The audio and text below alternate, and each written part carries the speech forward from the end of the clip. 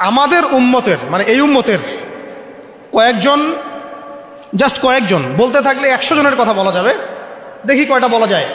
Just কয়েকজন বীর পুরুষ এবং বীরঙ্গনা নারীর রচিত মহাকাব্যের কথা আপনাদেরকে বলবো। আপনার আগ্রহ আছে না? নাই এখন শোনো। একটা বিষয় আমাদের সামনে স্পষ্ট যে আমরা মুসলিম পরিবারে জন্মগ্রহণ করেছি, আমাদের রব একজন, আমাদের নবী একজন, আমাদের আসমানি কিতাব একদম ফাইনাল টেস্টিমেন্ট, এর কোনো ব্যত্যয় নাই, সংযোজন বিয়োজনের কোনো সুযোগ নাই। সুন্নতে স্পষ্ট, নবীর তরিকা স্পষ্ট, দিন ইসলামও পরিপূর্ণ। নাকি দিন ইসলামে কিছু আছে কিছু নাই, এমন কি বিষয়টা? পরিপূর্ণ একটা জীবন ব্যবস্থাকে আমরা কমপ্লিট কোড অফ লাইফ বলি। এটা কোনো ধর্মের নাম নয়, এটা একটা জীবন ব্যবস্থার নাম। ইসলাম শুধু ধর্মের নাম নয়, এটা একটা পরিপূর্ণ জীবন ব্যবস্থার নাম। এখন এইটা নবীজি কি শুধু নিজে আমল করেছিলেন না মানুষকেও দাওয়াত দিয়েছেন? এখন শুধু কি দাওয়াতই ছিল নাকি পুরো দিনটাকে আরবের মধ্যে প্রতিষ্ঠা করে দিয়ে চলে গেছেন? এখন দিন প্রতিষ্ঠা করাটা কি তাহলে ইবাদত কি না? ইবাদত করতে গেলে অনেক সময় অনেক রকম সুরতে আমাদের কাজ করতে হবে। কখনো সবর করতে হবে, কখনো দাওয়াত দিতে হবে, কখনো হয়তো হিজরতের বিষয় আছে, কখনো কি বলবো দাওয়াতের সাথে জিহাদের ব্যাপার জড়িত থাকতে পারে, কখনো দেখা যাবে পররাষ্ট্রনীতি অ্যাপ্লাই করতে হচ্ছে, কখনো সন্ধি করতে হচ্ছে। সিরাতের মধ্যে কিন্তু সবই আছে। পুরো সিরাতটা আপনারা পড়বেন, এটা আমার রিকোয়েস্ট যে আগামী 1 মাসের মধ্যে, 1 মাস সময় নেন, আল্লাহ চলে 1 মাস পরে আবার বসবো ইনশাল্লাহ আমরা। হ্যাঁ, 1 মাস সময় নিয়ে পুরো সিরাতের বইটা পড়ে শেষ করো। অনেক বই আছে সিরাতের, আমি একটা বইয়ের নাম বলতেছি যেটা খুব পাতলা, মাত্র 120 থেকে 30 পেজের বই, সিরাতে খতামুল আম্বিয়া। সিরাতে খতামুল আম্বিয়া মুফতি মুহাম্মদ শফি রাহিমাহুল্লাহ তাআলা, আল্লামা শফি রাহিমাহুল্লাহ তাআলা। সিরাতে খতামুল আম্বিয়া, সিরাতে খতামুল আম্বিয়া বইটা কিনেন, অনলাইনেই পাওয়া যায়, কিনে পড়াশোনা শুরু করেন। এটা সবচেয়ে প্রাইমারি লেভেলের বই, এটা মাদ্রাসায় পড়ানো হয়। এছাড়া রাহিকুল মাখতুম আছে, রাহমাতুল্লিল আলামিন আছে, হ্যাঁ সিরাতে মোস্তফা আছে, অনেক সিরাতের বই আছে। এই বইমেলায় দেখলাম যে সিরাতের মনে হয় আরো 10টা-20টা নতুন বই আসছে। আলহামদুলিল্লাহ আমার বাসায় সিরাতের এরকম 50-60টা বই আছে, ডিফারেন্ট রাইটারের। না, একটা বিষয় সম্পর্কে কয়েকটা রাইটারের বই পড়লে আপনার একটা ভালো কনসেপ্ট আসবে ইনশাআল্লাহ। যাই হোক, সিরাতটা পড়বেন তো ইনশাআল্লাহ। এই সিরাতের আলোকে আমরা দেখি যে দিন প্রতিষ্ঠা নবীজি করে দিয়ে গেছেন না, যান নাই? তো এইটা প্রতিষ্ঠা করতে গিয়ে অনেককে অনেক স্যাক্রিফাইস করতে হয়েছে। এই স্যাক্রিফাইসগুলো যারা করেছেন তাদের কিছু মহাকাব্য বলে শেষ করতেছে।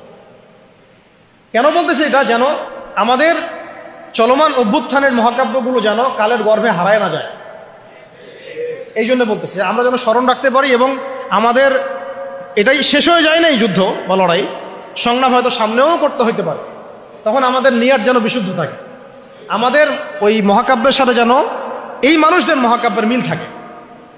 আল্লাহ পাক আমাদেরকে তৌফিক দান করে নেন। একজন নারী দিয়ে শুরু করব, মহিয়সী নারী, তার নাম হচ্ছেন সুমাইয়া রাদিয়াল্লাহু আনহা। নাম মনে আছে? সুমাইয়া রাদিয়াল্লাহু আনহা একজন দাসী, দাস প্রথা ছিল তখন না, দাসী। তিনি, তার স্বামীর নাম ইয়াসির রাদিয়াল্লাহু আনহু, তার সন্তানের নাম আম্মার রাদিয়াল্লাহু আনহু। তারা 3 জনই ইসলাম কবুল করেছেন। আর আবু জেহেল, আবু লাহাব, উতবা সাহেবার যে দারুন নাদওয়া, মানে ওই সময়কার কাফেরদের পার্লামেন্ট, এখনকার অনেকটা ওই ইয়ার মতো আর কি, বুঝে নেন, কাফেরদের পার্লামেন্ট, ওটার নাম কি? দারুন নাদওয়া। বলেন দারুন নাদওয়া। এটা ছিল ওই মক্কার আবু জেহেলের পার্লামেন্ট, মক্কার আবু জেহেলের পার্লামেন্ট নাম কি? দারুন নাদওয়া। ওখানে সব কিছুর এই শয়তানিগুলার মোজাকারা হইতো আর কি, কথা বুঝতে পারছেন? এখনো কিন্তু দারুন নাদওয়া আছে বিশ্বে, আছে না? এখনকার একটা আধুনিক দারুন নাদওয়া, ঠিক আছে? তো ওইখান থেকে মানে বিল পাস হচ্ছে যে এদেরকে এখন অত্যাচার করতে হবে, নির্যাতন করতে হবে। তো সুমাইয়া রাদিয়াল্লাহু আনহাকে একেবারে শুইয়ে দিয়ে পিটাতে রোদের মধ্যে একদিকে মারা হচ্ছে, আরেকদিকে বলা হচ্ছে যে মুহাম্মদ সাল্লাল্লাহু আলাইহি ওয়াসাল্লামের এই দিনটাকে অস্বীকার করতে হবে। একটু ধৈর্য ধরেন, জাস্ট অল্প কিছু সময়, আমি শেষ করে দিচ্ছি। মুহাম্মদ সাল্লাল্লাহু আলাইহি ওয়াসাল্লামের এই দিনটাকে অস্বীকার করতে হবে, না হলে তোমাকে হত্যা করো। সে তো কোনোভাবেই দিন ছাড়তে রাজি নয়। শেষমেশ আবু জেহেল তাকে টিটকারি মেরে বলছিল যে বুঝেছি তুমি আসলে মুহাম্মাদের দিনের স্বার্থে না, বরং মুহাম্মদ সাল্লাল্লাহু আলাইহি ওয়াসাল্লামের সৌন্দর্য দেখে তার মনে হয় আকর্ষণে দিন কবুল করছে। এই কথাটা বলার সাথে সাথেই সুমাইয়া রাদিয়াল্লাহু আনহা একদম তীব্র একটা প্রতিবাদ করেছেন, একটা গালি দিয়েছেন, খবিসের বাচ্চা, খবিস, নষ্ট নষ্ট মানুষের সন্তান, নষ্ট, এরকম একটা শব্দ আছে না আমাদের সমাজে, এরকম একটা মারাত্মক, মানে শক্ত একটা কথা বলে ফেলছে ওই সিচুয়েশনে। তো এইটা আবু জেহেলের তখন মানে ইজ্জত লেগে গেছে। তো সে পাশে থাকা একজন ওর মানে সহকারী, তার হাতে একটা বর্ষা ছিল, ওই বর্ষাটা নিয়ে সুমাইয়া রাদিয়াল্লাহু আনহার তলপেট লজ্জাস্থানের উপরের অংশে বরাবর একেবারে গেঁথে দিছে,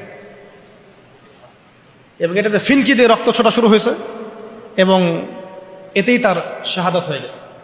ইসলামের ইতিহাসে আমাদের উম্মতের মুহাম্মদ সাল্লাল্লাহু আলাইহি ওয়াসাল্লামের কাছে কোরআন আসার পরে কিয়ামত পর্যন্ত যত ঘটনা ঘটবে, এই পুরো ঘটনার ইতিহাসের প্রথম শহীদ হচ্ছেন এই সুমাইয়া রাদিয়াল্লাহু আনহা। সর্বপ্রথম রক্ত দিয়ে দিন কায়েমের, রক্ত দিয়ে দিন প্রতিষ্ঠার এই মহাকাব্য রচনা করে গেছেন সুমাইয়া রাদিয়াল্লাহু আনহা। তারা কি দুনিয়ার কোনো স্বার্থে রক্ত দিয়েছিলেন? হ্যাঁ, তারা কি উপদেষ্টা হওয়ার জন্য রক্ত দিয়েছিলেন? তারা কি কোনো রাষ্ট্র ক্ষমতা পাওয়ার জন্য রক্ত দিয়েছিলেন? গনিমত পাওয়ার জন্য? শুধু এক আল্লাহকে রাজি খুশি করার জন্য তারা এই কাজগুলো করেছে। পরবর্তীতে আল্লাহ পাক তাদেরকে গনিমতও দিয়েছেন, রাষ্ট্রও দিয়েছেন, রাষ্ট্র ক্ষমতাও দিয়েছেন, সবই দিয়েছেন। তাদের কারো উদ্দেশ্য ছিল না, তাদের উদ্দেশ্য ছিল দিন প্রতিষ্ঠা করা, দিনকে প্রচার করা, প্রতিষ্ঠা করা, মানুষের মাঝখানে ছড়িয়ে দেওয়া আল্লাহর কালিমা লা ইলাহা ইল্লাল্লাহ মুহাম্মাদুর রাসূলুল্লাহ প্রতিষ্ঠা করা। আমাদের এই অভ্যুত্থানগুলা, বিপ্লবগুলোর যেন নিয়াত ঠিক থাকে, কথাটা বলার উদ্দেশ্য এটাই। অপোজিটে একটা দলিল আপনাকে দিয়ে যাচ্ছে আজকে। খায়বার যুদ্ধ থেকে ফেরার সময় নবী সাল্লাল্লাহু আলাইহি ওয়াসাল্লামের সাথে আরেকটা যুদ্ধ হয়ে গেছে। ইহুদিরা লুকায় ছিল, ওতপেতে ছিল, দূর থেকে তীর নিক্ষেপ করেছে। নবী সাল্লাল্লাহু আলাইহি ওয়াসাল্লাম এবং সাহাবীরা এটাকে প্রোটেক্ট করেছেন। একদিন দুই দিন ওখানে থাকতে হয়েছে। এর মধ্যে একটা তীর এসে আল্লাহ নবী সাল্লাল্লাহু আলাইহি ওয়াসাল্লামের এই যে একটা খাদেম, সম্ভবত তার নাম মিদআম, কি নাম, এই মিদআমের এই বুকে এসে লাগে এবং সে মারা যায়। সাহাবীরা বলতে থাকেন যে সে কত সৌভাগ্যবান, নবীর খাদেম ছিল, শহীদ হয়ে গেল। নবীজি বলছেন না, লা, বরং আমি ওকে জাহান্নামে দেখতেছি, নাউযুবিল্লাহ। তখন সাহাবীরা অবাক হয়ে জিজ্ঞাসা করলেন যে এটার পিছনে কারণ কি? নবী সাল্লাল্লাহু আলাইহি ওয়াসাল্লাম বলেন, খায়বার যুদ্ধের গনিমত থেকে একটা চাদর না বলে নিয়েছিল এই কারণে। খায়বার যুদ্ধের গনিমত থেকে একটা চাদর না বলে নেয়ার কারণে এই অবস্থা হয়েছে। তখন অন্যান্য অনেকেই কিছু কিছু করে জিনিস সামনে আনা শুরু করলেন, এমনকি মেসওয়াক, হ্যাঁ, কাপড়, ছোট ছোট একটা গাছের ডাল, যারা একটা মেসওয়াকও নিয়েছে হয়তো না বলে, তারাও জমা দেওয়া শুরু করল। নবীজি বললেন এটা ছিল জাহান্নামের অংশ। এটা কি ছিল? জাহান্নামের অংশ। এখন বলেন, তাহলে যদি গন্তব্য উদ্দেশ্য আল্লাহ সন্তুষ্টি না হয়, তাহলে অনেক সময় অনেক ত্যাগেরও মূল্য পাওয়া যায় না। পক্ষান্তরে আরেকটা দলিল নিয়ে নেয়। উহুদের মাঠে একজন ইহুদি এসেছে সকালবেলা যুদ্ধ করতে। কে? ইহুদিদের কিছু মানুষ তো ইসলাম কবুল করেছিল, কিছু অল্প, এসে উহুদের মাঠে দাঁড়িয়ে বলছে যে আমাকে আগে কি করতে হবে, আমাকে কি আগে ইসলাম কবুল করতে হবে না আগে যুদ্ধ করবো? সাহাবীরা বলেন আগে ইসলাম কবুল করতে হবে, তারপরে যুদ্ধ করতে হবে। তো সে আগে কালিমা শাহাদা সাক্ষ্য দিল, তারপরে যুদ্ধ করতে গেল, এবং সেখানে সে শহীদ হয়। নবীজি দেখে বলছেন, লাশ দেখে পরে, যুদ্ধের পরে, এই ব্যক্তি এখানে কি করছে? তখন সাহাবীরা বললেন যে ইনি সকালবেলা ইসলাম কবুল করেছেন, যুদ্ধ করে শহীদ হয়েছে। নবী সাল্লাল্লাহু আলাইহি ওয়াসাল্লাম এবার বললেন যে আমিলা কলিল ওয়া উজিরা কাসীর, এই ব্যক্তি তো অল্প আমল করেছে, এক ওয়াক্ত নামাজও পড়ে নাই, কিন্তু বিশাল পুরস্কার পেয়ে গেল। কিসের বদৌলতে? ওই যে আদর্শ আর ইন্টেনশনটা চেঞ্জ। তারা আল্লাহর দিনকে প্রতিষ্ঠার জন্য লড়াই করেছেন, কিন্তু সেই ব্যক্তি মিদআম, সে কিন্তু এই জন্যই করেন। বুঝতে পারছি? এরকম অসংখ্য ঘটনা আছে। যেমন ইয়াসির রাদিয়াল্লাহু আনহু, এই সুমাইয়া রাদিয়াল্লাহু আনহুর স্বামী, তাকেও একইভাবে হত্যা করা হয়েছে। তিনিও মহাকাব্য রচনা করেছেন। যদি আমরা দেখি বেলাল রাদিয়াল্লাহু আনহুর কথা, তাকে কিভাবে পিটানো হয়েছে আপনারা সবাই কম বেশি জানেন। আরবের জাস্ট গরমে যদি একটা উমরা করেন তাহলেই বুঝতে পারবেন যে গরমটা কেমন হতে পারে। কয়েকদিন আমাদেরকে রাস্তায় নামাজ পড়তে হয়েছে, এত ভিড় ছিল, ওখানে সেজদা দেওয়ার মতো কোনো পরিবেশ থাকে না, এত মানে গরম। ওখানে দাঁড়িয়ে থাকলে আপনার পায়ে মনে ফসকা পড়বে। ওখানে একটা মানুষকে সারাদিন শুইয়ে রাখা হলে উত্তপ্ত বালুর মধ্যে, উপরে যদি পাথর চাপা দেওয়া হয়, আর সে তখনও বলতে থাকছে আহাদুন আহাদ আল্লাহ এক, আল্লাহ এক, তাহলে তার ইমানের জজবা চিন্তা করে এই জীবন মহাকাব্য রচনা করেছে। এই জন্য বেলাল রাদিয়াল্লাহু আনহু সেই ব্যক্তি যিনি মক্কা বিজয়ের পরে কাবা ঘরের ছাদে উঠে আজান দিয়েছেন। সুবহানাল্লাহ, চিন্তা করা যায়। তিনি সেই ব্যক্তি যার কথা নবী সাল্লাল্লাহু আলাইহি ওয়াসাল্লাম যখন আলোচনা করতেন তখন বলতেন যে বেলাল, যখনই আল্লাহ আমাকে জান্নাত দেখান তখন তোমার পায়ের আওয়াজ আমি আগে আগে শুনতে পারি, তুমি কি এমন আমল করো? তিনি বলছেন, আমি তো এক্সট্রা এমন কোনো আমল করি না, তবে যখনই আমার ওযু ছুটে যায় তখন আমি আবার ওযু করি এবং সেই ওযু দিয়ে আমি 2 রাকাত নামাজ পড়ি, তাহিয়াতুল ওযু। এটা আমরা আমল করার চেষ্টা করবো। আল্লাহ পাক আমাকে তৌফিক দান করেন, আপনাদেরকে তৌফিক দান করেন। উহুদ যুদ্ধ চলছে, শুরু হবে যুদ্ধ, সবাই শুনছে। ঠিক সেই সময় একজন সাহাবী হানজালা রাদিয়াল্লাহু আনহু সদ্য বিয়ে করেছেন, বাসর করেছেন গত রাতে, ফরজ গোসল করার সময় পান নাই, যুদ্ধের ডাক এসেছে, চলে গেছেন এবং যুদ্ধ করতে করতে তিনি শহীদ হয়েছেন। যুদ্ধের পরে তার লাশটাকে দেখা গেল যে সেই লাশটা মাটি থেকে শূন্যে ভেসে আছে এবং লাশ থেকে পানি ঝরে পড়তেছে। নবীজি বললেন যে সাল্লাল্লাহু আলাইহি ওয়াসাল্লাম যে ফেরেশতারা তাকে গোসল দিচ্ছে। সুবহানাল্লাহ, এটাও মহাকাব্য, এগুলো মহাকাব্য, রচনা করে যাওয়া মহাকাব্য। আপনারা দেখবেন যে অনলাইনে কিছু কিছু ইসলামিক নাশিদ আছে। একটা পাকিস্তানের আমাদের এক ভাই এক নাশিদ আছে, ওই যে ও শেহরে মোহাব্বত, শুনেছেন না? জাহা মুস্তফা, হ্যাঁ, ওহি ঘর বানানে ও দিল চাহতা, একটা নাশিদ আছে না?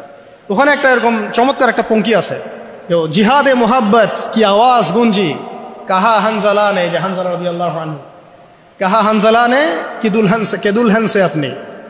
যখন জিহাদের মহব্বতের আওয়াজ উঠলো তখন হানজালা তার স্ত্রীকে বলল যে ইজাজত আগার দো, যদি তুমি অনুমতি দাও তো জামে শাহাদাতের এই যে জাম মানে কি পানপাত্র, লেবো পে লাগানে মানে আমার ঠোঁটে স্পর্শ করাতে, কাদিল চাহতা হয়, আমার মন চাচ্ছে।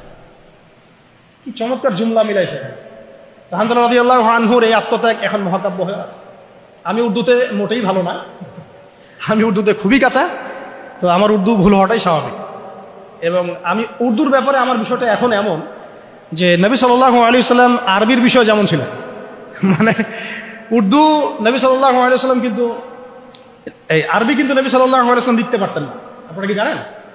আমাদের নবী যে আরবি এভাবে লিখতে পারতেন না এবং আরবি লেখা এভাবে পড়তে পারতেন না, কিন্তু আল্লাহ রাব্বুল আলামিন তাকে এমন জ্ঞান প্রজ্ঞা দিয়েছেন যে সেই আরবি ভাষায় তার উপর কোরআন নাযিল করা হয়েছে।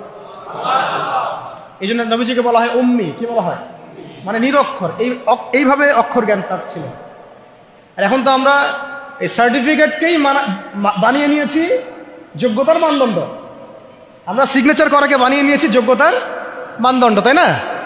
আর আমাদের নবী সাল্লাল্লাহু আলাইহি ওয়াসাল্লাম নিজে লিখতেও জানতেন না, পড়তেও জানতেন না। তার উপর আল্লাহ পাক কোরআন নাজিল করেছেন। পৃথিবীর মহাকালের ইতিহাসের সবচেয়ে জ্ঞানী মানুষ তিনি। জ্ঞানের মাপকাঠিও বুঝতে হবে আমাদেরকে। এখন সার্টিফিকেট আসলে তো কি হয়েছে? আপনি আপনার প্রতিভা কাজে লাগায় আপনি জাতিকে ভালো কিছু দিবেন ইনশাল্লাহ। এখানে হতাশ হবেন কেন? চাকরি কেন করতে হবে সবসময়? আপনি উদ্যোক্তা হবেন ইনশাল্লাহ। যাই হোক, প্রসঙ্গে আসি।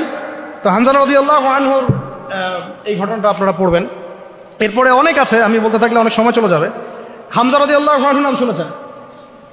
হামজা রাদিয়াল্লাহু আনহু উহুদের দিনে এমনভাবে যুদ্ধ করছিলেন যে তাকে যে হত্যা করেছে সেও বলেছে যে সে এমনভাবে যুদ্ধ করছিল যে মনে হচ্ছিল সে একজন উড়ন্ত বাজ পাখি। সামন থেকে আমি তাকে আঘাত করার কোনো সুযোগ পাই নাই, পিছন থেকে পাথরের পিছন থেকে তাকে আমি দূর থেকে একটা বর্ষা নিক্ষেপ করেছিলাম। এই বর্ষা গিয়ে তার নাভির নিচে গিয়ে লাগে, পিছন দিয়ে বের হয়ে যায়। কিন্তু এই অবস্থাতেও তিনি তরোয়াল নিয়ে আমার দিকে তেড়ে আসতেছিলেন আমাকে মারার জন্য, কিন্তু তিনি পেরে ওঠেন নাই, পড়ে গেছে।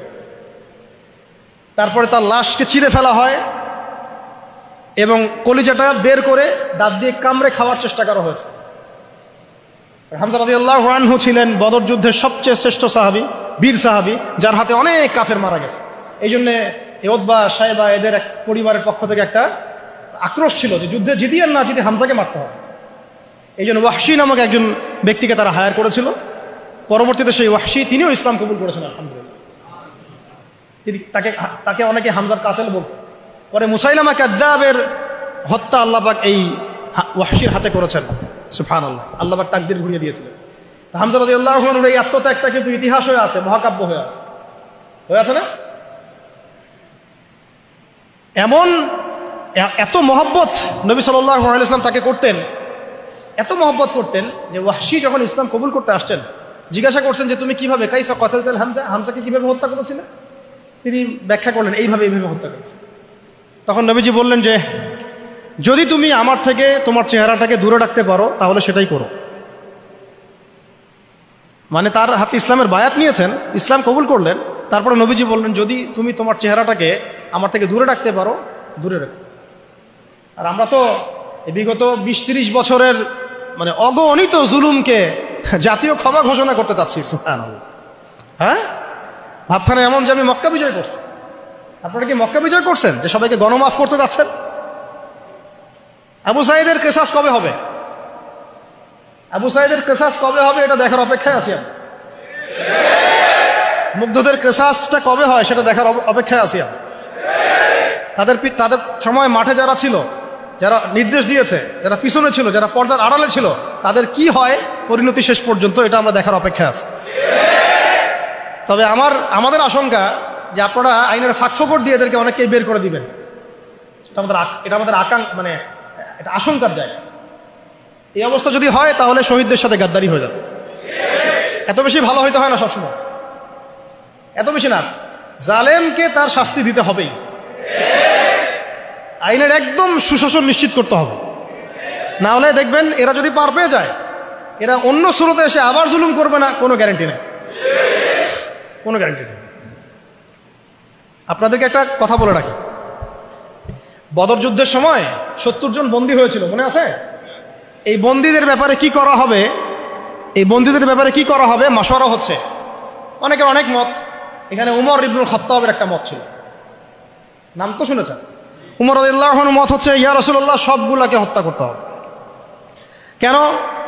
আল্লাহ পাক বলেছেন নূহ আলাইহিস সালামের কণ্ঠে রব্বি লা তাযার আলাল আরদি মিনাল কাফিরিন দাইয়ারা ইন্নাকা ইন তাযারহুম ইউদিল্লু ইবাদাক ওয়া লা ইয়ালিদু ইল্লা ফাজিরুন কাফারা।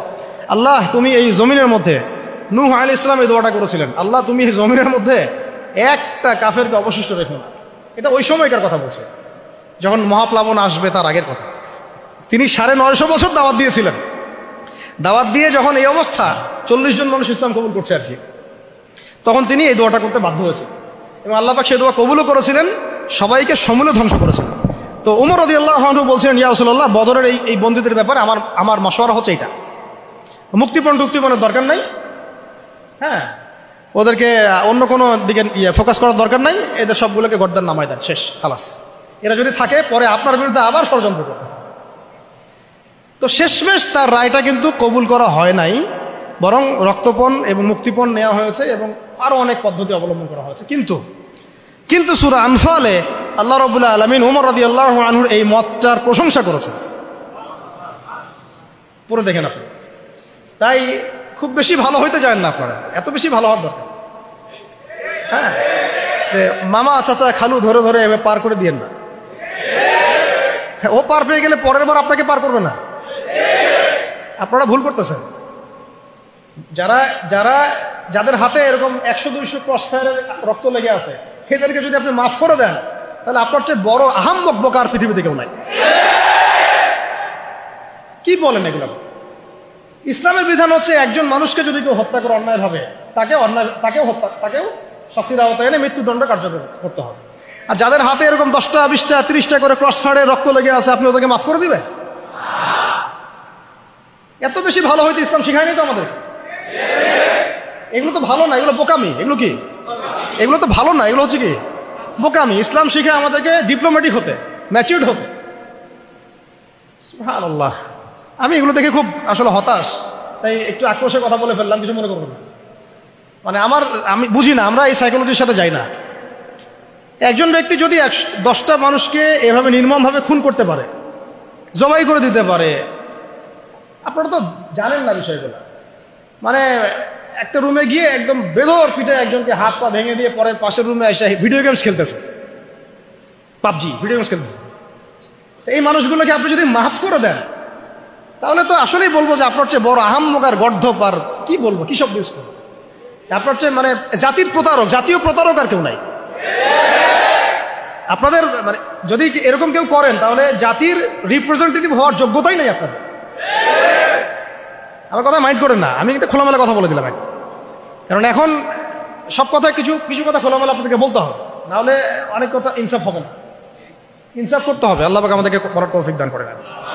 আর দু চারটা বলে শেষ করছি। আপনাদেরকে একজন সাহাবীর নাম বলি, তালহা রাদিয়াল্লাহু আনহু। কি নাম? উহুদ যুদ্ধের দিন আল্লাহ নবী সাল্লাল্লাহু আলাইহি ওয়াসাল্লাম কিন্তু একটু বিপর্যয়ের মধ্যে পড়েছিলেন, মনে আছে? চারদিক থেকে তাকে আক্রমণ করা হয়েছে। খালিদ বিন ওয়ালিদ তখন তিনি মুসলিম হন নাই, এসে আক্রমণ করেছেন, পিছন থেকে সাহাবীদেরকে আক্রমণ করেছেন, অনেক সাহাবী শহীদ হয়েছেন। আর নবী সাল্লাল্লাহু আলাইহি ওয়াসাল্লামের কাছেও প্রায় 11 জনের মতো আছেন, বাকি সবাই ছত্রভঙ্গ হয়ে গেছে না। তো ছত্রভঙ্গ হয়ে যাওয়ার সময় মাত্র 2 জন সাহাবী ছিলেন মুহাজির, আর বাকি 9 জন ছিলেন আনসার। তো একে একে আনসার সাহাবীরা শহীদ হতে লাগলেন, আর 2 জন মুহাজির সাহাবীর মধ্যে একজন সাদ বিন আবি ওয়াক্কাস, একজন হচ্ছেন তালহা বিন উবাইদুল্লাহ রাদিয়াল্লাহু আনহু। সাদ রাদিয়াল্লাহু আনহু তীর ছুটছেন। আল্লাহ নবী সাল্লাল্লাহু আলাইহি ওয়াসাল্লাম তাকে লক্ষ্য করে বলছেন, হে সাদ, আমার পিতামাতা তোমার প্রতি কুরবান হয়ে যাক, তুমি তীর ছুঁড়ো। সুবহানাল্লাহ। সাহাবীরা সবাই বলতেন, ইয়া রাসূলুল্লাহ, আপনার জন্য আমার পিতামাতা কুরবান হোক। আল্লাহ নবীজি নিজে বলেছেন, হে সাদ, তোমার জন্য আমার পিতামাতা কুরবান হোক। এই একমাত্র সাহাবী যিনি ইসলামের ইতিহাসে প্রথম তীর নিক্ষেপ করেছিলেন, সাদ বিন আবি ওয়াক্কাস রাদিয়াল্লাহু আনহু। আর তালহা রাদিয়াল্লাহু আনহু তরোয়াল চালাচ্ছিলেন। বলা হচ্ছে, ইতিহাসের পাতায় এসেছে, সিরাতের পাতায় এসেছে, যে তার গায়ে, মানে তালহা রাদিয়াল্লাহু আনহুর গায়ে তখন প্রায় 40 থেকে 50টা আঘাতের চিহ্ন লেগেছে, বর্ষার তীরের তরোয়াল। এই অবস্থায় তিনি নবী সাল্লাল্লাহু আলাইহি ওয়াসাল্লামকে কাঁধে উঠিয়ে উহুদ পাহাড়ের একটা পার্শ্বদেশ দিয়ে উপরে উঠিয়ে সেফ একটা জায়গায় নিয়ে রেখে দিয়েছে। নবীজি বলেছেন, তোমরা যদি কোনো জীবন্ত শহীদকে দেখতে চাও তাহলে তালহাকে দেখো। এগুলো হচ্ছে সত্যিকারের মহাকাব্য। এগুলো কি সত্যিকারের চিরস্থায়ী মহাকাব্য। আপনারা যদি এই একজন সাহাবী সাদ বিন মুআজ, তার নাম শোনেন, দেখবেন খন্দকের যুদ্ধে তিনি মহাকাব্য রচনা করেছেন। খন্দকের যুদ্ধে একটা ক্রুশিয়াল অবস্থা ছিল, সেই সময় তিনি সামনে আগ বাড়িয়ে যুদ্ধ করতে গিয়ে তার হাতের মধ্যে তীর লাগে, এই তীরটা ছিঁড়তে গিয়ে তার হাতের ভ্যানটা ছিঁড়ে যায়, রক্তটা ছিঁড়ে যায় বের করতে গিয়ে। তো এই অবস্থায় আস্তে আস্তে তার শাহাদাত হয়েছে। কিন্তু শাহাদাতের আগে তিনি আল্লাহর কাছে দোয়া করেছিলেন, আল্লাহ, যদি কুরাইশদের সাথে আরো কোনো যুদ্ধ বাকি থাকে আমাকে তাহলে জীবিত রেখো। এবং তার শাহাদাতের সময় তিনি বলছেন, এরপর থেকে ইসলামের উপর তারা আর আক্রমণ করতে পারবে না, কারণ আমি এমন দোয়া করেছিলাম যে আল্লাহ, যদি কুরাইশদের সাথে আরো কোনো যুদ্ধ বাকি থেকে থাকে আমাকে জীবিত রেখো। তার আগ মুহূর্তে তিনি বনু কুরাইজার যে গাদ্দারি, বেঈমানি, ওই বেঈমানির শাস্তি দিয়ে তিনি দুনিয়া থেকে বিদায় নিয়েছেন। সাদ বিন মুআজ, যার জানাজায় নবীজি বলেছেন, যার জানাজার সালাতে 70,000 ফেরেশতা শরীক হয়েছে। এগুলো মহাকাব্য। আপনারা যদি আরো সামনে যান, আপনারা মুতার যুদ্ধের ঘটনা পাবেন। এই কয়েকটা বলে শেষ করছি। এটা বলতে গেলে আসলে আমি নিজেকে ধরে রাখতে পারি না, আর ধরে রাখার মতো আসলে অবস্থাও না। ইসলামের ইতিহাসের সবচাইতে মানে মর্মান্তিক যুদ্ধ হচ্ছে মুতার যুদ্ধ, সবচেয়ে মর্মান্তিক। বদর, উহুদ, খন্দক, খায়বার, যত যুদ্ধ আছে এগুলো যুদ্ধ অনেক বড় মাপের। মুতার যুদ্ধের প্রেক্ষাপট এবং সিচুয়েশনটা সম্পূর্ণ ডিফারেন্ট। এখানে আপনাদেরকে আমি 3 জন শ্রেষ্ঠ বীরের মহাকাব্য শোনাচ্ছি। কয়জন? 3 জন শ্রেষ্ঠ বীর পুরুষের মহাকাব্য। নবী সাল্লাল্লাহু আলাইহি ওয়াসাল্লাম একজন সাহাবীকে পাঠালেন, তার নাম হচ্ছে হারিস বিন উবাইদা। কি নাম বলেন? হারিস বিন উবাইদা, তুমি এই চিঠিটা নিয়ে যাও। এটা তো মদিনা রাষ্ট্র কায়েম হওয়ার পরের কথা, একদম নবম হিজরতের 8ম বছরের দিকের কথা আর কি। তখন ততদিন হুদাইবিয়ার সন্ধিও হয়ে গেছে এবং কাজা ওমরাও আদায় হয়ে গেছে এবং খায়বার যুদ্ধ জয় হয়ে গেছে। খায়বারের পরের কথা এটা, যে হারিস বিন উবাইদা, তুমি এই চিঠিটা নিয়ে যাও, ওই রোমকদের কাছে যাবা। তখন তো সুপার পাওয়ার 2টা, রোমানরা এবং পার্সিয়ানরা। তো এখনকার ওই যে এই কন্টিনেন্টের ন্যাটো আর ওই কন্টিনেন্টের চায়না রাশিয়ার মতো, যেটা বলতেছে। তো সে গেল ওখানে। সুরাহবিল আল গাসসানি একজন শাসক ছিলেন ওইখানকার সিরিয়ার। তো সে ওই চিঠিটা দেখে বলতেছে যে, আচ্ছা ঠিক আছে, বসো, দেখি কি করা যায়। চিঠিতে লিখে আছে, ইসলাম কবুল করেন, আল্লাহ পাক শান্তি বর্ষণ করবেন, আসলিম তাসলিম। যে নবী সাল্লাল্লাহু আলাইহি ওয়াসাল্লাম চিঠি আছে না একটা রাষ্ট্রপ্রধানদের কাছে, সে চিঠি পড়ে উদ্ধত আচরণ। আমি এখানকার আমির, আমাকে ওই মক্কার মেষপালকরা চিঠি পাঠায়। কে চিঠি নিয়ে আসছে? যে হারিস বিন উবাইদা। আচ্ছা, ওকে বসাও। হারিস বিন উবাইদা রাদিয়াল্লাহু আনহুকে রাষ্ট্রদূত, কিন্তু তিনি রাষ্ট্রদূতকে তারা নির্মমভাবে হত্যা করলো। কথা বুঝতে পারছেন? এবার নবী সাল্লাল্লাহু আলাইহি ওয়াসাল্লামের কাছে খবর যখন আসছে রাষ্ট্রদূতকে হত্যা করেছে, আমার সাহাবীকে। কয়জন সাহাবীকে হত্যা করেছে? 10 জন, 20 জন, 100 জন না একজন সাহাবীকে হত্যা করার প্রতিশোধ নেওয়ার জন্য নবী সাল্লাল্লাহু আলাইহি ওয়াসাল্লাম 3000 বাহিনীর একটা জিহাদি কাফেলা তৈরি করলেন। 3000 বাহিনী কাফেলায় তিনি নিজে নেতৃত্ব না দিয়ে বললেন যে এই কাফেলার নেতৃত্ব দিবে আমার প্রিয় ভাজন, তাকে তার পালক পুত্র বলা হতো এক সময়, যায়েদ ইবনে হারেসা রাদিয়াল্লাহু আনহু। কোন যায়েদ? তায়েফের সফরের সঙ্গী, তায়েফের সফরে একজন সাহাবী তার সাথে ছিলেন, তার নাম যায়েদ ইবনে হারেসা। যখন তায়েফবাসী নবীজিকে মারছিলেন, যায়েদ ইবনে হারেসা রাদিয়াল্লাহু আনহু তার বুক দিয়ে নবীকে জড়ায় ধরেছিলেন যে আমার গায়ে আঘাত লাগুক, তার গায়ে না লাগুক। এই সাহাবী যায়েদ ইবনে হারেসা রাদিয়াল্লাহু আনহু তাকে পতাকা দিয়ে বললেন, এই মোতার যুদ্ধের আমির হচ্ছে যায়েদ ইবনে হারেসা। যদি যায়েদ ইবনে হারেসা শহীদ হয় তাহলে পতাকা বহন করবে জাফর ইবনে আবি তালেব, আমার চাচাতো ভাই। কোন জাফর? যিনি আবিসিনিয়ায় গিয়েছিলেন মুসলিমদেরকে নিয়ে হিজরত করতে, মনে আছে? যিনি বাদশাহ নাজাশির সামনে কুরআন তেলাওয়াত করার, সূরা মারিয়াম তেলাওয়াত করার কারণে বাদশাহ নাজাশির চোখ দিয়ে দরদর করে পানি পড়তে শুরু করেছে। ওই বাদশাহ নাজাশিও পরে ইসলাম কবুল করেছে, আলহামদুলিল্লাহ। জাফর রাদিয়াল্লাহু আনহু পতাকা বহন করবে যদি যায়েদ ইবনে হারেসা শহীদ হয়। এরপরে যদি জাফরও শহীদ হয়, পতাকা বহন করবে আমার আরেক প্রিয় ভাজন সাহাবী আব্দুল্লাহ বিন রাওয়াহা রাদিয়াল্লাহু আনহু। আব্দুল্লাহ বিন রাওয়াহা রাদিয়াল্লাহু আনহু, যাকে যে কোনো মুহূর্তে যদি বলতেন ইসলাম নিয়ে একটা শের বলেন, একটা কবিতা বলেন, ইনস্ট্যান্ট তিনি শের বলে ফেলতে পারতেন। এত সুন্দর, এত উন্নত কাব্য প্রতিভা ছিল তার মধ্যে। এই নষ্ট সংস্কৃতি না, তাদের সংস্কৃতি ছিল একেবারে খাঁটি তাওহীদের সংস্কৃতি। এমনকি কাবা তাওয়াফ করছেন যিনি, তখন কাবা তাওয়াফ করছেন বিদায় কাজা উমরা আদায় করার সময় নবীর সামনে সামনে তিনি ঘুরছেন এবং আবৃত্তি করছিলেন একটা কবিতা কাফেরদেরকে আঘাত করার জন্য। এই কাফেররা দেখো, তোমরা যাকে বের করে দিয়েছিলে তিনি আজকে সসম্মানে এখানে ঘুরতেছে। ওমর রাদিয়াল্লাহু আনহু বলছিলেন যে কাবা তাওয়াফ করার সময় তুমি এগুলো বলছো? নবীজি বলেন ওকে ছেড়ে দাও, সে এমন বাক্য তিলাওয়াত করতেছে, মানে এমন বাক্য সে চয়ন করেছে যেগুলো কাফেরের অন্তরে বর্ষার চাইতেও বেশি বিদ্ধ হচ্ছে, তাকে বলতে দাও। এই হলো আব্দুল্লাহ বিন রাওয়াহা রাদিয়াল্লাহু আনহু, নবীজির অত্যন্ত প্রিয় ভাজন সাহাবী। আব্দুল্লাহ বিন রাওয়াহা যদি শহীদ হয় তাহলে তোমরা তোমাদের মধ্য থেকে একজনকে আমির নিযুক্ত করে নিও। সাহাবীরা বুঝে ফেললেন এই সফরে আমরা 3 জনই শহীদ হতে যাচ্ছি, কারণ একটা সফরে কখনো 3 জন আমিরের প্রয়োজন হয় না, হয় না।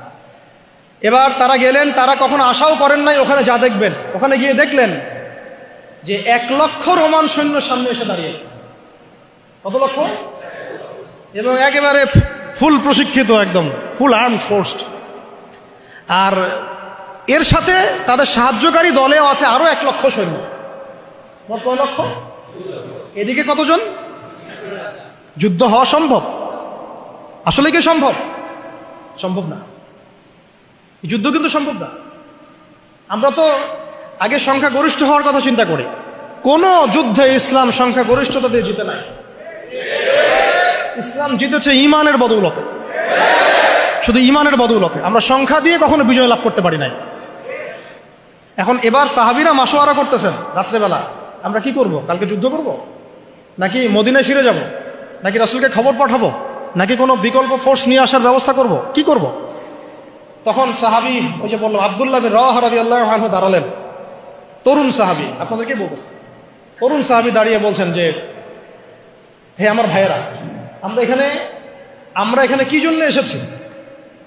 হয় আমরা এই যুদ্ধ করব, শহীদ হব, না হলে আমরা গাজী হব।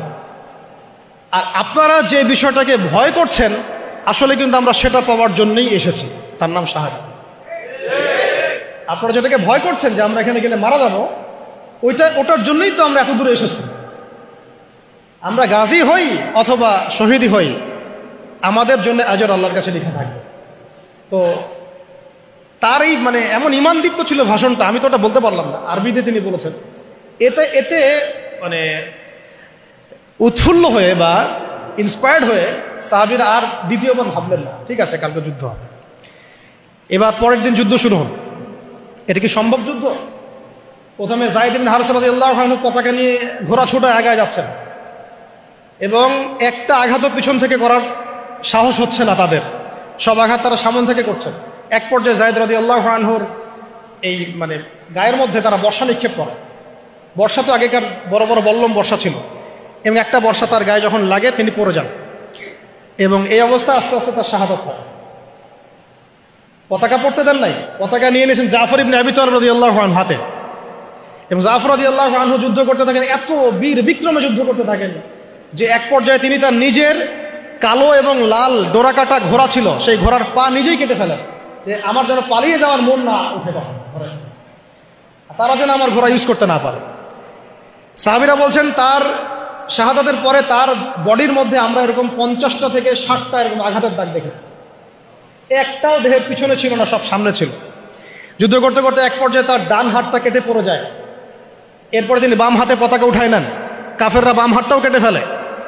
এরপরে তিনি বুকের সাথে পতাকাটাকে এইভাবে জড়িয়ে রাখেন, বুকের সাথে পতাকাটাকে এইভাবে জড়িয়ে রাখেন, পতাকা পড়তে দেন নাই। একজন রোমান সৈন্য তাকে আঘাত করে এবং তার দেহটা দ্বিখণ্ডিত হল। এই খবর নবী সাল্লাল্লাহু আলাইহি ওয়াসাল্লাম ওই মদিনায় বসে বসেই পাচ্ছিলেন।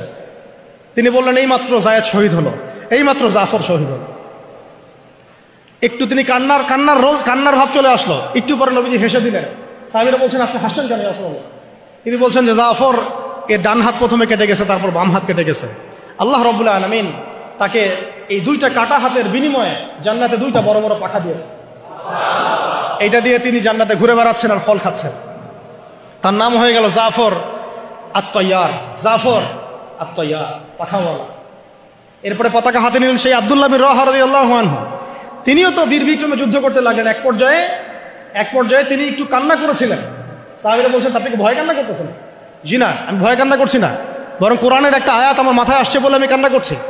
ওয়া ইম মিনকুম ইল্লা ওয়ারিদুহা কানা আলা রাব্বিকা হাতমান মাকদিয়া, মানে তোমাদের সবাইকেই আবশ্যিকভাবে, ম্যান্ডেটরিভাবে এই জান্নাত জাহান্নামের উপর অবস্থিত এই পুলসিরাত পার হতেই হবে। এটা তোমার রবের একটা প্রাচীন একটা মানে স্টেটমেন্ট, এটা তোমাকে করতেই হবে, সবাইকে করতে হবে। এই আয়াতটা মনে হয় আমার কান্না আসতেছে। একজন তাকে একটা হাড্ডিওয়ালা গোশত এনে দিয়েছিল, তিনি সেই গোশতটা খাওয়ার জন্য চেষ্টা করছিলেন, পরে একটা কামড় দিয়ে ফেলে দিয়েছেন। তারপরে তিনি ছুটলেন যুদ্ধ করার জন্য, এবং ওই সময় একটা কবিতা আবৃত্তি করেছে, হে আমার মন, তোমার নফস হয়তো চাচ্ছে, তুমি হয়তো চাচ্ছ এখান থেকে পালিয়ে যাওয়ার জন্য, জেনে রাখো সামনে তুমি যা দেখছো এর পিছনেই আছে জান্নাত। শেষমেশ কি জীবন দেখেন, কি ব্যক্তিত্ব, কি ক্যারেক্টার, কেমন গায়রত, কেমন ইজ্জত, কেমন সম্মান, কি জীবন। এরপরে তিনিও শহীদ হলেন। পতাকা হাতে তুলে নিলেন আল্লাহর বীর খালেদ বিন ওয়ালিদ রাদিয়াল্লাহু, তাকে পতাকা দেওয়া হয়। তিনি কিন্তু নতুন মুসলিম হয়েছেন। উহুদের যুদ্ধের যে ক্রাইসিস, এটা কিন্তু তার হাতে। কাজা ওমরা আদায় করতে গিয়ে নবীজি চিঠি লিখে দিয়েছেন, ছোট্ট করে একজনের দ্বারা লিখিয়েছেন যে খালিদকে চিঠিটা পৌঁছে দিও। ওখানে লেখা আছে, খালিদ তুমি যদি কাফেরদের পক্ষ অবলম্বন না করে মুসলিমদের পক্ষ নিতা কতই না ভালো। ঠিক আছে, একটা লেখা, একটা চিঠি খালিদ রাদিয়াল্লাহু আনহু একবারে কলিজাটা কাঁপায় ফেলছে। তিনি মক্কা থেকে মদিনায় গিয়ে নিজে ইসলাম কবুল করে আসছেন, এবং নবী সাল্লাল্লাহু আলাইহি ওয়াসাল্লাম তাকে কিন্তু আন্ডারস্টিমেট করেন নাই।